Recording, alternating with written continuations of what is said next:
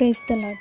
ప్రియ దేవుని బిడ్డ, కొన్నిసార్లు నీ ప్రార్థనలో నీవు నీ జీవితానికి కావలసిన అవసరాలు తీర్చబడాలని, నీవు ఎదుర్కొంటున్న సమస్యలు, కష్టాలు తొలగిపోవాలని ప్రార్థిస్తుంటావు.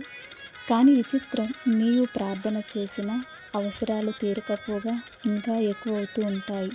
కష్టాలు తీరకపోగా ఇంకా ఎక్కువ అవుతున్నట్లు అనిపిస్తుంది.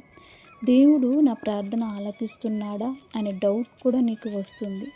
ఆ డౌట్ ఏమీ నీకు అక్కర్లేదు. ఎందుకంటే దేవుని వాక్యం ఈ విధంగా సెలవిస్తుంది.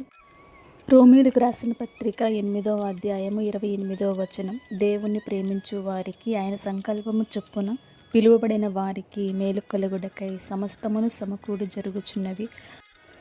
విన్నావు కదా, దేవుడు నీ ప్రార్థనలు ఆలకిస్తున్నాడు. ఇప్పుడు నీకు కీడుగా, కష్టంగా అనిపిస్తున్న ప్రతి శ్రమ వెనుక మంచి ఆశీర్వాదం దాగి ఉంది. నీవు దేవుణ్ణి నమ్మావు, ఆయన చేతికి నీ జీవితాన్ని అప్పగించావు కదా. సమస్తము సమకూడి నీ మేలుకే జరుగుతుంది. కాబట్టి దేవుని యందు విశ్వాసంతో ధైర్యంగా ఉండు. ఆమేన్.